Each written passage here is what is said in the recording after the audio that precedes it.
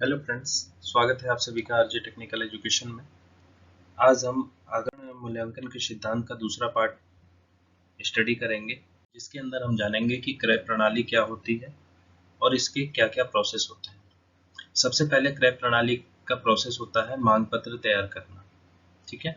उसके बाद होता है मूल्य आमंत्रण, या जिसे हम कोटेशन या निविदा द्वारा कर सकते हैं। उसके बाद आता है तुलनात्मक विवरण और क्रय आदेश, निरीक्षण और भुगतान करना। ये सारी प्रोसेस होते हैं अगर आपको किसी इंस्टीट्यूट में कोई सामान को खरीदना होता है, ठीक है। तो सबसे पहले जान लेते हैं मांग पत्र क्या होता है।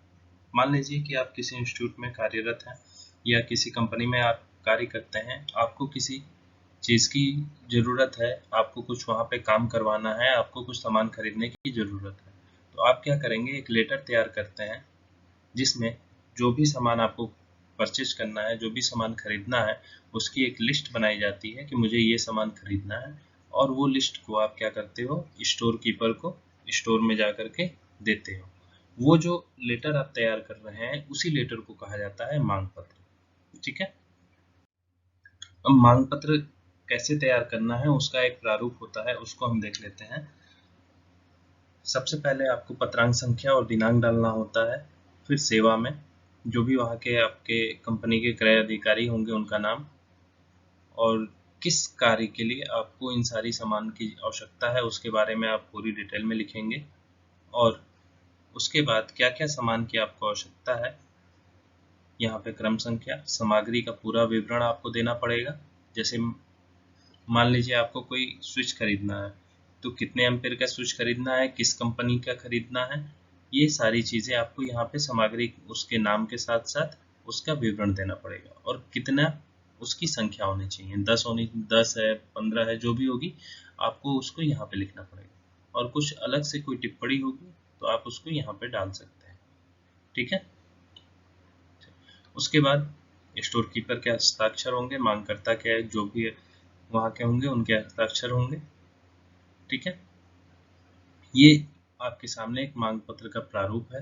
आप इसकी स्क्रीनशॉट भी ले सकते हैं, ले करके रख लीजिए। ये बहुत ही इंपॉर्टेंट है, एग्जाम में आपसे पूछता भी है और कई बार आगे पूछा भी है, ठीक है। आगे हम देख लेते हैं मूल्य आमंत्रण क्या होता है। अब आपने लिस्ट बना करके दे दिया किसको, स्टोर कीपर को। अब उसको सामान परचेज करना है, तब वो सामान कैसे खरीदेगा, वो क्या करेगा, बाजार के बारे में जानकारी करेगा कि कौन सा सामान किस रेट में किसके पास उपलब्ध है। तो वो एक लेटर बनाता है। वो लेटर वो जो भी कंपनी के सप्लायर होते हैं उन सप्लायर्स को वो लेटर देता है कि मुझे ये सारे सामान चाहिए, आपके यहाँ ये किस रेट पे उपलब्ध है, आप उसकी एक लिस्ट हमें दे दीजिए। इसको हम कॉलिंग ऑफ कोटेशन कहते हैं, ठीक है।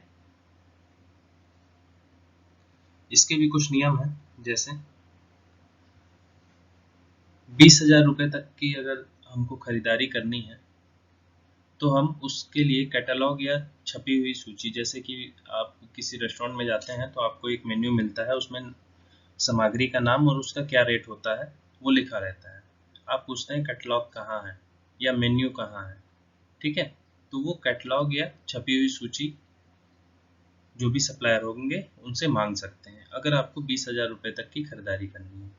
और 20,000 से अधिक 1 लाख तक की अगर खरीदारी करनी है तो कोटेशन जारी कर लिया जाता है। जो भी सप्लायर होंगे वो आपको कोटेशन देंगे, ठीक है। कोटेशन जारी किया जाता है।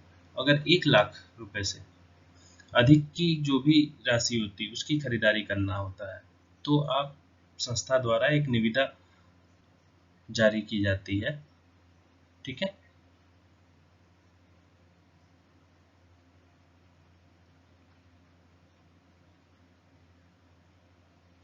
निविदा जो होता है समाज पत्रों और सार्वजनिक सूचना, टेलीविजन वगैरह से सप्लायर्स तक पहुंचती है, ठीक है। इसके अंतर्गत क्या होता है, जो भी सप्लायर्स होते हैं और जो इंसान खरीद रहा है, जो भी संस्था खरीद रहे हैं, उनके बीच एक समझौता होता है और कुछ धरोहर राशि जमा की जाती है। क्लियर है, चलिए आगे देख लेते हैं। कोटेशन फॉर्म कैसा होता है, इसमें भी जो भी कोटेशन फॉर्म बना रहा है स्टोर का, उसका नाम और जो भी वहाँ के सप्लायर्स होंगे उनका नाम,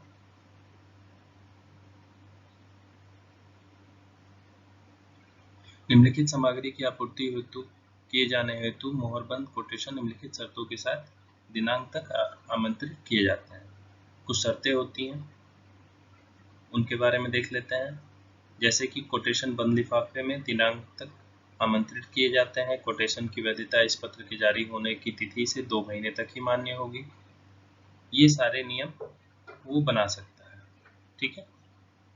उसके बाद कौन सा सामान उसको खरीदना है उसकी एक लिस्ट तैयार करेगा। जैसे सामग्री की सूची यहाँ पे क्या है, सामग्री का विवरण, इसमें पूरा 0 से लेके 10 एम्पियर, MI टाइप एमीटर, और कैसा होना चाहिए, पोर्टेबल होना चाहिए। कितना चाहिए, 20 चाहिए, ठीक है। जो भी मांग करता होगा उसके यहाँ पे हस्ताक्षर हो जाएंगे। ये आपका कोटेशन होता है, क्लियर है। इसके बाद हम देख लेते हैं निविदा कैसे, निविदा पत्र क्या होता है। जो भी आपने अलग अलग पेपर्स में, अगर आप समाचार पत्र पढ़ते हैं, न्यूज़पेपर पढ़ते हैं, तो उसमें आपने देखा होगा कि इस प्रकार का एक निविदा सूचना करके हेडिंग होती है और उसमें लिखा रहता है कि ये विभाग में इस प्रकार का कार्य है और अगर कोई सप्लायर इच्छुक है तो वो वहाँ पे निविदा भर सकता है, ठीक है। मान लीजिए कि ये सामग्री का विवरण है, यहाँ पे ये सामग्री का विवरण है, ठीक है, और उसका अनुमानित संख्या और मूल्य क्या है, और उसके लिए धरोहर राशि आपको कितनी देनी पड़ेगी। ये एक निविदा है का प्रारूप है, ठीक है। इसको भी आपको याद रखना है, ओके। इसके बाद आता है कोटेशन या निविदा खोलना।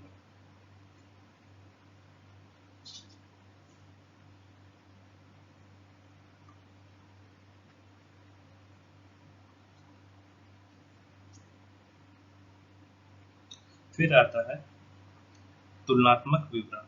जो भी स्टोर कीपर होता है वो क्या करता है, जो निविदा आई होती है या कोटेशन आया होता है उन सब को, जो भी निविदा या कोटेशन आया होता है उन सब की एक लिस्ट बनाता है कि कौन सा सामान कितने रेट पे कहाँ पे हमें प्राप्त हो रहा है। फिर वो तुलना करके क्या करता है, सबसे कम मूल्य का, जिसने भी निविदा भरी होती है या कोटेशन भरा होता है, उससे ही सामान को परचेज किया जाता है, ठीक है। फिर उसके बाद दिया जाता है क्रय आदेश।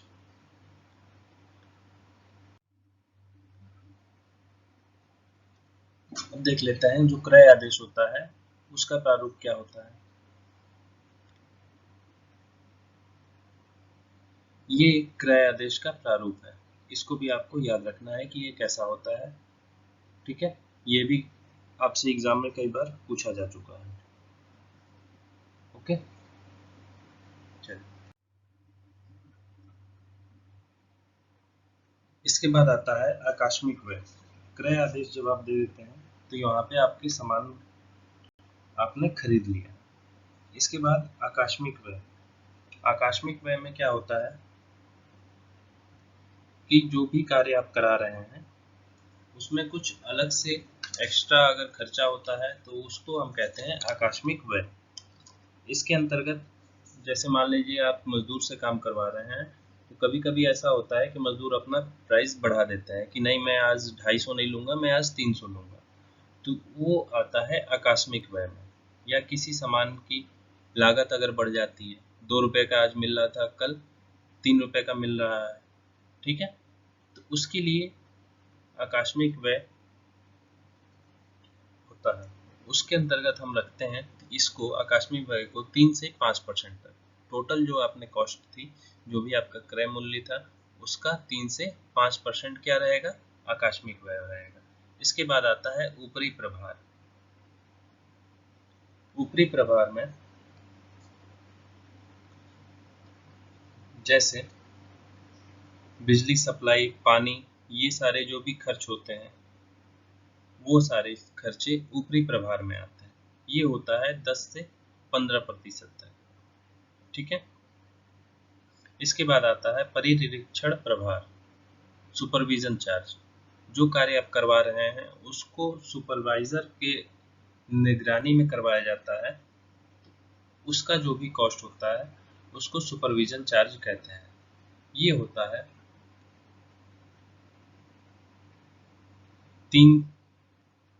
5 से 15%। ठीक है। इसके बाद आता है उत्पादन लागत। आपका काम हो गया, सामान बन के तैयार है। ठीक है। तो जो भी उत्पादन लागत होगी वो कैसे निकालेंगे?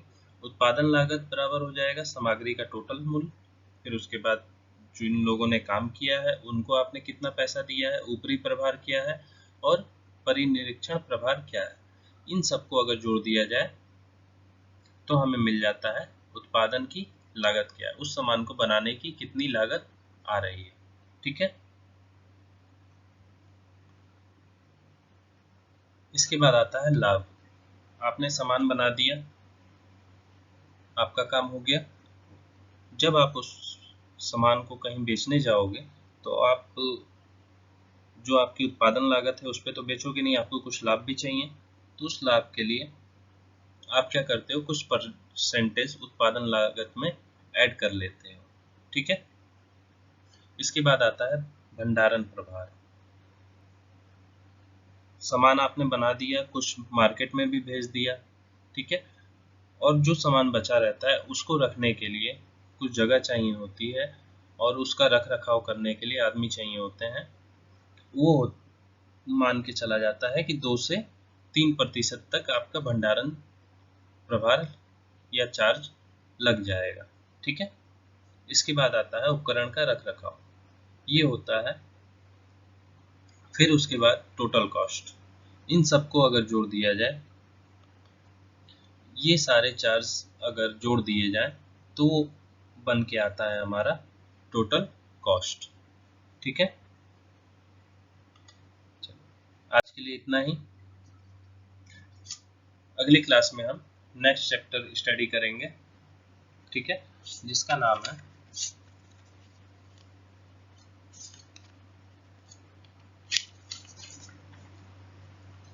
अर्थिंग या भू संपर्कन।